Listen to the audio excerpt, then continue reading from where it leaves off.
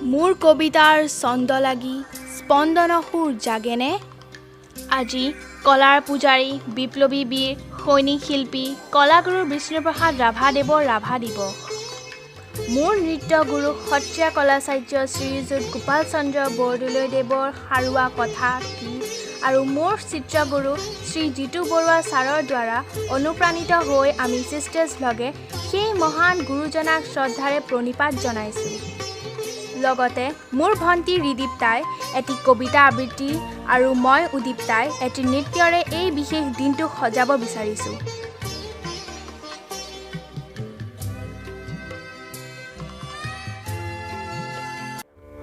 নমস্কাৰ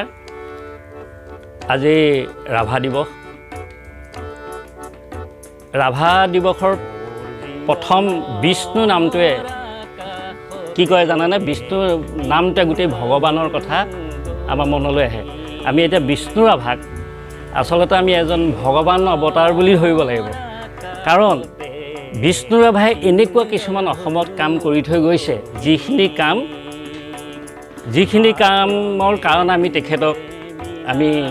ভগৱানৰ অৱতাৰ বুলি ভাবিব লাগিব বুজি পাইছা এতিয়া মই এটা কাহিনী ক'ব বিচাৰিছোঁ কাহিনীটো এনেকুৱা ধৰণৰ যে জ্যোতিপ্ৰসাদ আগৰৱালাই তেখেতৰ জয়মতী কথাছবিখন যেতিয়া মানে বনাবলৈ লৈছিলে তেতিয়া তেওঁ বিষ্ণু ৰাভাক কৈছিলে যে আমি বাহিৰৰ কোনোবা প্ৰযোজক আনিব পাৰোঁ নেকি তেতিয়া তেখেতে কৈছে যে আপুনি বাহিৰলৈ কিয় যাব লাগে আমাৰ অসমতে সকলো আছে তেতিয়া বিষ্ণু ৰাভাক মানে জ্যোতিপ্ৰসাদ আগৰৱালাই ক'লে তেতিয়াহ'লে আপুনি মোক সহায় কৰিব লাগিব মই নিশ্চয় কৰিম গোটেই নৃত্যৰ যিখিনি কাম আছিলে সেই জয়মতী চিনেমাখনত আমাৰ বিষ্ণু ৰাভাদেৱে কৰিলে আৰু ডালিমী চৰিত্ৰটো বিশেষকৈ ডালিমী চৰিত্ৰটোত জয়মতী ডালিমী চৰিত্ৰটো তেখেতে নৃত্য শিকাইছিলে আৰু এটা কথা তোমালোকৰ সৰু কথাটো সেইটো মানে আমাৰ অসমৰ মানুহে বা আমাৰ জনগণে জানিব লাগে কি এগৰাকী পোহাৰীয়ে মাস্ক লৈ পেলাই চিহ্নযাত্ৰা ভাওনাখন চাবলৈ গৈছিলে শংকৰদেৱৰ চিহ্নযাত্ৰা ভাওনাখন চাবলৈ ভাওনাখন মানে গীতে মাতে ইমান প্ৰফুল্লিত হৈছিলে তেতিয়া পোহাৰীৰ মাছখিনি যিখিনি আছিল মাছখিনি গেলি গৈছিলে মাছখিনি গোন্ধটো আহিছে তাৰ আগে তেওঁ ভাবিলে মই মাছখিনি এনেকৈ হেৰি পেলাই থৈ চৰিয়াটো অলপমান চফা কৰোঁ চৰিয়াত লৈ আহিছিলে তাৰপিছত চৰিয়াত যেতিয়া মানে মাছখিনি পেলাবলৈ গৈছে নদীত মাছখিনি গুচি গ'ল যেতিয়া গুচি গ'ল তেতিয়া সেই কথাটো লৈ পেলাই আমাৰ বিষ্ণু ৰাভাই কৈছে যে হয় অসমীয়া সমাজত যিবিলাক বিষাদবিলাক মানে যিবিলাক বেয়া বস্তুবিলাক আছে সেইবিলাক মানে পৰিষ্কাৰ হৈ গৈছে তেনেকৈ মানে বিষ্ণু ৰাভাই তেনেকুৱা সেই কথাবিলাকক লৈ পেলাই মানে আমাৰ মানুহবিলাকক বুজাবলৈ চেষ্টা কৰিছে বিষ্ণু ৰাভা হ'ল এজন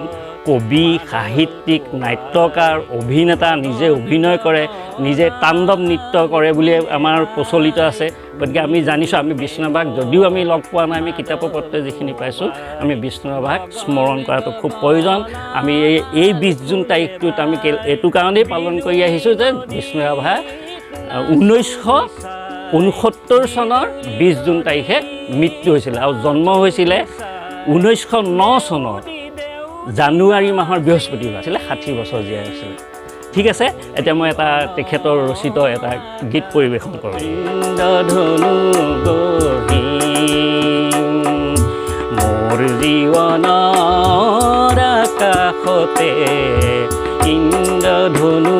গঢ়িম হাত ৰঙেৰে মীনা কৰা মৰমেৰে তৰি ইন্দ্ৰধনু গঢ়িম ইন্দ্ৰধনু গঢ়িম ইন্দ্ৰধনু গঢ়িম ধন্যবাদ ভাং ভাং ভাং ভাং লোহাৰ শিকলি ভাং চিং চিং চিং চিং দাহৰ বান্ধোন চিং খোল খোল খোল খোল কাৰাৰ ফাটক খোল ভাং ভাং দুৱাৰৰ ডাং শুন হৌৱা শুন শুন ঘেৰিছে ৰণবিষাণ মুক্ত গাখীৰেৰে দীপ্ত ৰঙা নিচান ৰক্তেৰে ৰঞ্জিত সৰু চুদিয়ামান খুন মুকুতি দৌজৰ আহ্বান হালোৱা সজোৱা হেৰাও মজদুৰ কিষাণ মুক্তিমান মুক্তিমান মুক্তিমান ধন্যবাদ।